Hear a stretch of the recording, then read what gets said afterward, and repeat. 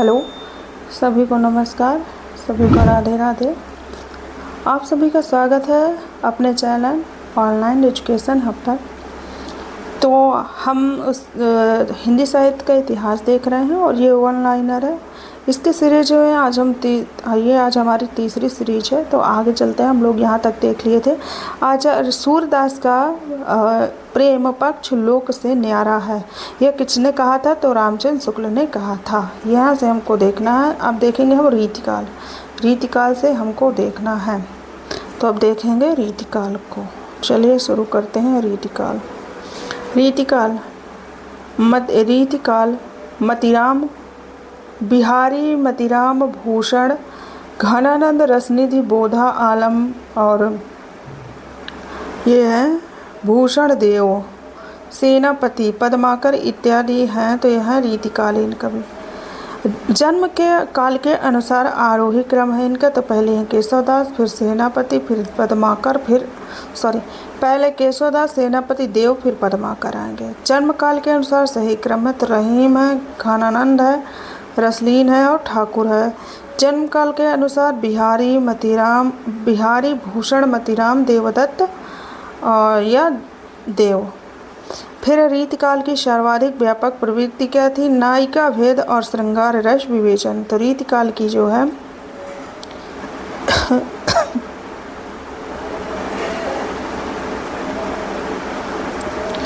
रीतिकाल की सर्वाधिक व्यापक प्रवृत्ति क्या थी? तो नायिका भेद और रीतिकाल की सर्वाधिक व्यापक प्रवृत्ति थी नायिका भेद और जो है श्रृंगार रस विवेचन। रीतिकाल कवियों की काव्य भाषा है। तो यहाँ पर रीतिकाल कवियों की काव्य भाषा पूछ रहा है, तो ब्रज भाषा है। रीतिकालीन कवियों का सर्वाधिक प्रिय छंद कौन सा है? तो रीतिकाल कवियों का प्रिय छंद है शवैया छंद। ब्रज भाषा में श्रृंगारी कवियों की परंपरा में इन्हें अंतिम प्रसिद्ध कवि समझना चाहिए। आचार्य रामचंद्र शुक्ल ने यह कथन कहा है। तो द्विजदेव के संदर्भ में कहते हैं कि ब्रज भाषा में श्रृंगारी कवियों की परंपरा में इन्हें अंतिम प्रसिद्ध कवि समझना चाहिए। आचार्य रामचंद्र शुक्ल ने यह कहा। आचार्य रामचंद्र शुक्ल ने रीतिकाल का प्रवर्तक किसको माना है? आचार्य चिंतामणि या चिंतामणि त्रिपाठी को। हिंदी रीति ग्रंथों की परंपरा चिंतामणि त्रिपाठी से चली आई, अतः रीतिकाल का आरंभ उन्हीं से मानना चाहिए। यह कथन किसका है? तो यह कथन है रामचंद्र शुक्ल का। किसका कथन है? रामचंद्र शुक्ल का। अब आगे देखेंगे। तो रीतिकाल की समय सीमा है 1700 से 1900 विक्रम संवत। ये कौन मानते हैं? आचार्य रामचंद्र शुक्ल। रीतिकाल की समय सीमा क्या है? तो 1700 से 1900 विक्रम संवत आचार्य रामचंद्र शुक्ल। आचार्य रामचंद्र शुक्ल ने उत्तर मध्यकाल का नाम दिया, तो रीतिकाल नाम दिया है। आचार्य रामचंद्र शुक्ल ने उत्तर मध्यकाल को नाम दिया, तो क्या नाम दिया है? तो रीतिकाल नाम दिया है।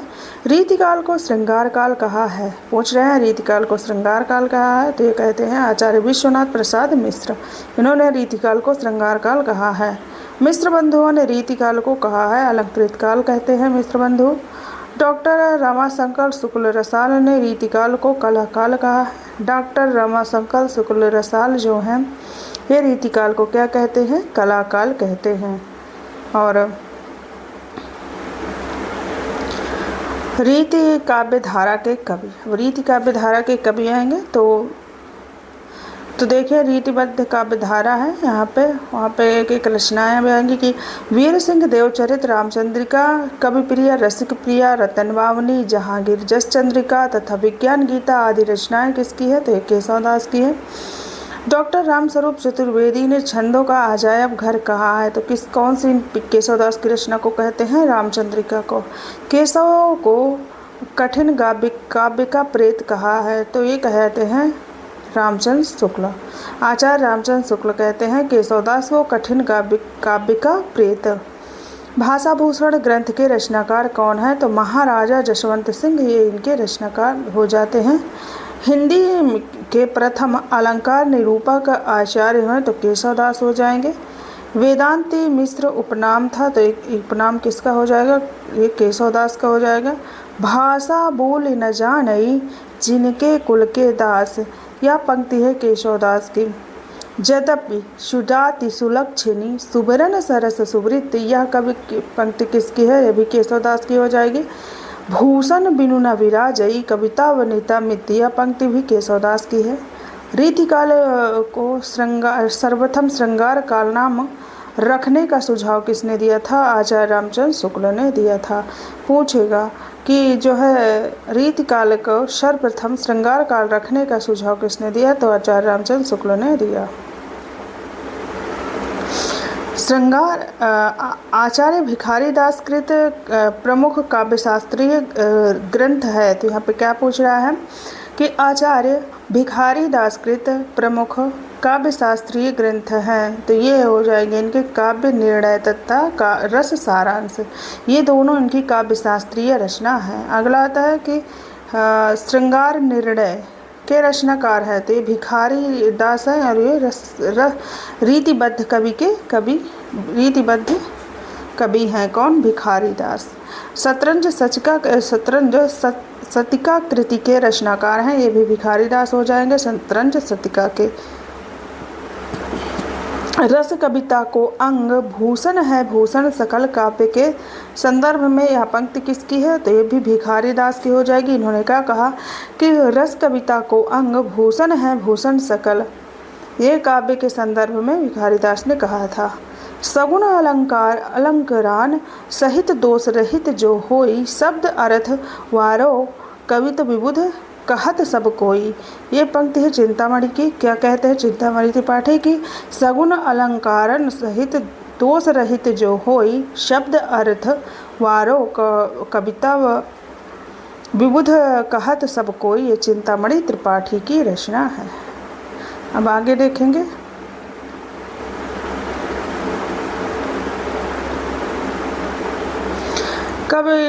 कवि कल्पतरु काव्य विवेक काव्य प्रकाश मंजरी के रचनाकार हैं चिंतामणि त्रिपाठी। तो कविकुल कल्पतरु काव्य विवेक काव्य प्रकाश रसमंजरी के रचनाकार कौन हो जाते हैं, चिंतामणि त्रिपाठी। रसमंजरी मतलब कैसी ग्रंथ है, यहाँ पे पूछ रहा है किससे संबंधित है, तो ये आयुर्वेद से संबंधित ग्रंथ है। ये आया था पौन मया करी घूंघट टारे दया करी दामिनी दीप दिखावे, इस पंक्ति के रचनाकार नागरी दास हैं। कौन सी पंक्ति है कि पौन मया करी घूंघट टारे दया करी दामिनी दीप दिखावे, इस पंक्ति के रचनाकार हैं, तो ये हो जाएंगे भिखारी दास। नागरी दास यानी कि महाराजा सावंत सिंह की रचना है। जो नागरी दास का एक नाम था महाराजा सावंत सिंह। श्रृंगार रस भक्तिसार सुजानानंद मनोरथ मंजरी गोपी प्रेम प्रकाश, ये जो है नागरी दास की रचनाएं हो जाएंगी। मतिराम के काव्य ग्रंथ हैं, तो मतिराम के काव्य ग्रंथों को देखना है, तो इनके काव्य ग्रंथ है फूल मंजरी, रसराज, साहित्यकार, लक्षण, श्रृंगार, मतिराम सतसई इत्यादि। तो ये जो है कितने हैं,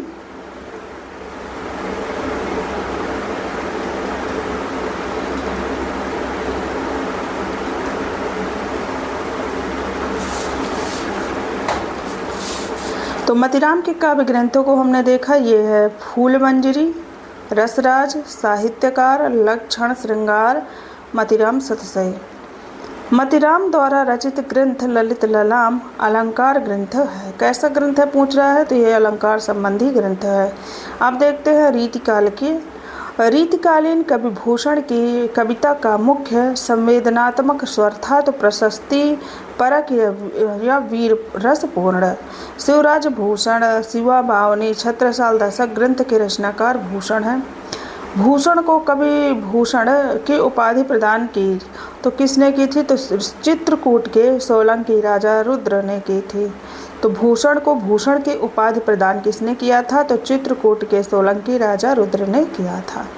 भूषण को हिंदी जाति का प्रतिनिधि कवि कहा है, तो किसने कहा है, आचार्य रामचंद्र शुक्ल ने कहा है। भूषण दरबारी कवि थे। अब पूछ रहा किसके दरबारी कवि थे, तो छत्रसाल तथा शिवाजी के ये दरबारी कवि थे। कौन? भूषण। किसके? राजा छत्रसाल एवं शिवाजी के तथा शिवाजी के। भूषण का वास्तविक नाम घनश्याम था। भूषण शिवराज भूषण कृत ग्रंथ में विवेचन मिलता है, तो इसमें यह अलंकारों का विवेचन मिलता है और इसमें लगभग 105 अलंकार है। पूछा गया था पिछली बार। गंग कवि का जन्म स्थान है, तो इटावा उत्तर प्रदेश में। तुलसी गंग दोऊ भय सुकविन के सरदार, इस पंक्ति के ये किसकी पंक्ति है, तो ये भिखारी दास की पंक्ति है। नैन नचाए कहीं मुस्काए लला फिर अयो खेलन होरी, इस पंक्ति के रचनाकार है पद्माकर। क्या कह रहे हैं कि नैना नचाए कहीं मुस्काए ललन फिर अयो खेलन होरी के इस काव्य पंक्ति के रचनाकार हैं पद्माकर। गंगा लहरी तथा जगत विनोद कृति के रचनाकार हैं पद्माकर, ये भी पद्माकर की है। प्रबोध 50 ग्रंथ के रचनाकार ये भी पद्माकर ही हैं। पद्माभरण पद्माकर कृत है, तो ये पूछ रहा कैसी कृति है, तो अलंकार ग्रंथ है।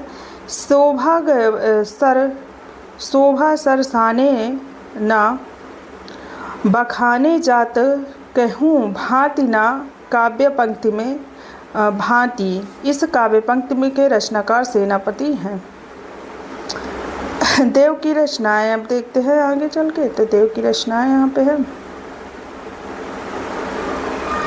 देव की रचना है काव्य रसायन, भाव विलास, अष्टयाम, जाति विलास, रस विनोद, सुख सागर तरंग, पावस 50 इत्यादि देव की रचनाएं हैं। फूल कहत नवरस सुकवि सकल मूल सिंगार, उक्त पंक्ति है देव की।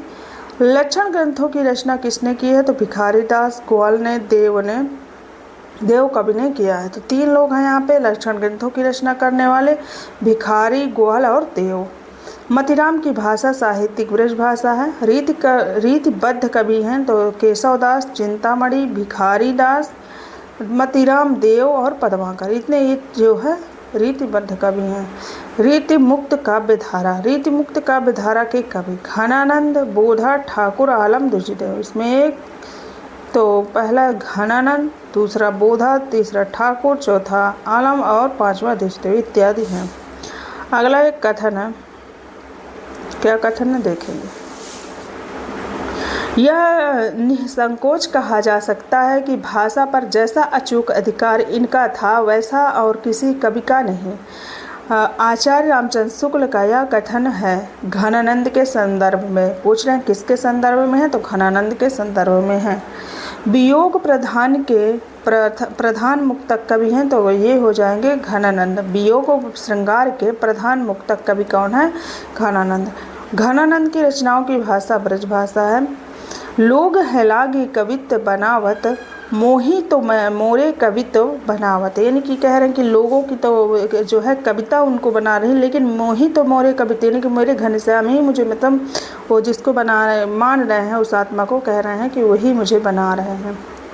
अगला है अति सूधो सनेग कुमारग है, इस काव्य की पंक्ति के रचनाकार हैं, तो ये घनानंद की है कि अति सूधो स्नेह को मार्ग है, इस काव्य पंक्ति के रचनाकार घनानंद है।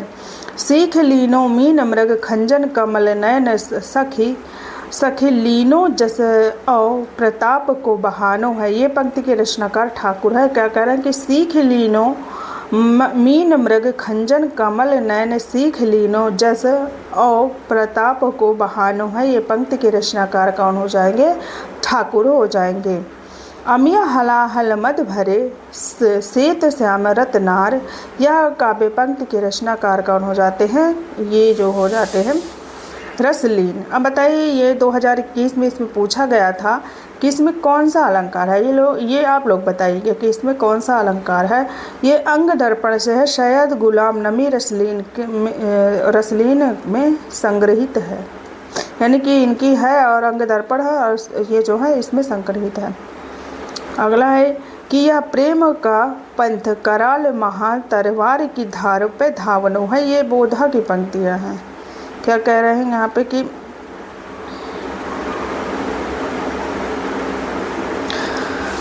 यह प्रेम का पंथ कराल महातरवार की धार पे धावनो है। ये काव्य पंक्तियाँ किसकी हैं? तो ये बोधा की हो जाएंगी। कवि रत्नाकर में कुल अध्याय हैं, तो कवि रत्नाकर में कुल 5 तरंग है या अध्याय हैं। कवि रत्नाकर की भाषा है तो ब्रज भाषा है। बोधा का असली नाम बुद्धिसेन था। इश्कनामा तथा विरहवारिस के रचनाकार हैं, तो ये हो जाएंगे बोधा। सुजान चरित्र के रचयिता हैं सूदन। मतीराम बिहारी तथा वृंद ने रचना की है, तो सतसई की रचना करते हैं। अलंकार निरूपण करने वाले ग्रंथ हैं, तो अलंकार निरूपण करने वाले ग्रंथों को देखेंगे कौन कौन से हैं। अच्छा, ये लास्ट था, इधर चलेंगे। तो भाषा भूषण, ललित ललाम और शिवराज भूषण, इनके जो है इतने भाषा संबंधी यहाँ पे क्या पूछता? अलंकार संबंधी, हाँ, अलंकार निरूपण करने वाले एक ग्रंथ है।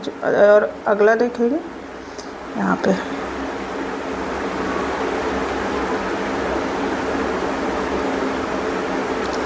रसलीन का पूरा नाम है तो सैयद गुलाम नबी। बोधा एक रसोन्मति कवि थे। प्रेम की पीर की व्यंजना थी।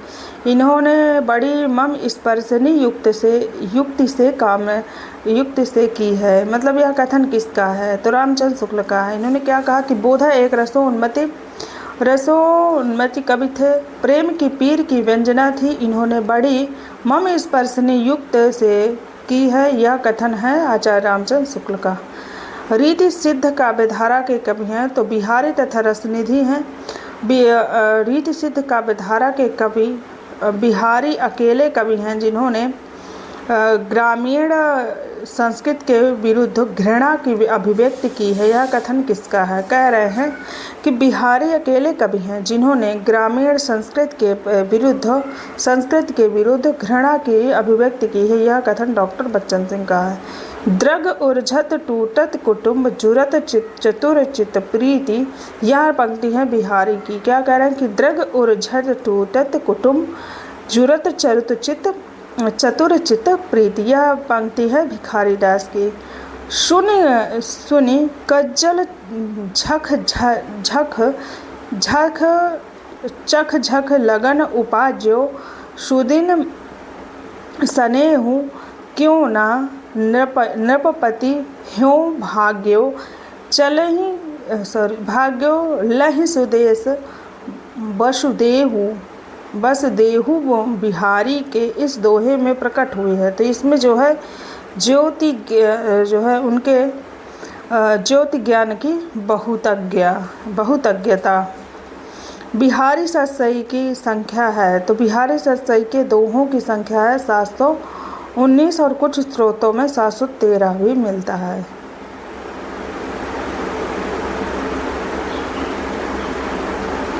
और अगला है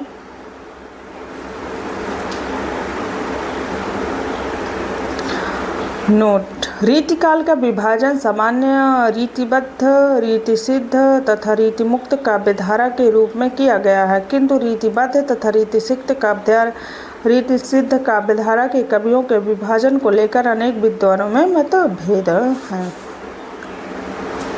तो क्या करते हैं, हम नया चैप्टर कल स्टार्ट करेंगे। यहाँ पर आधुनिक काल को कल देख लेंगे, ठीक।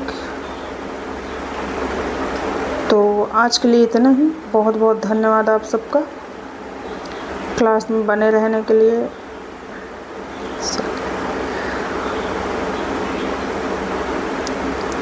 फिर मिलते हैं कल अगले नए सीरीज के साथ।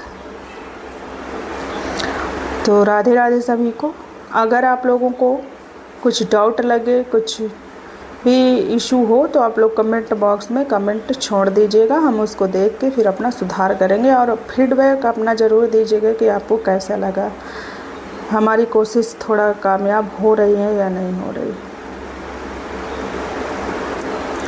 तो आज के लिए इतना ही, कल मिलते हैं फिर आपसे।